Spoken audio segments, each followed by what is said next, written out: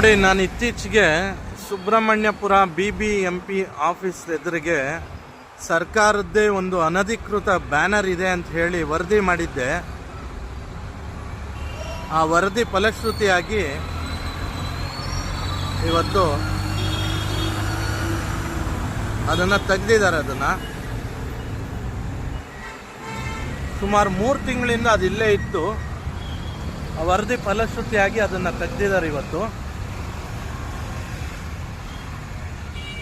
So thanks to BBMP ಮತ್ತು ಇಲ್ಲಿ AEE ಯಾರಿದ್ದಾರೆ ರೋಹಿತ್ ಅವ್ರಿಗೂ ಥ್ಯಾಂಕ್ ಯು ವೆರಿ ಮಚ್.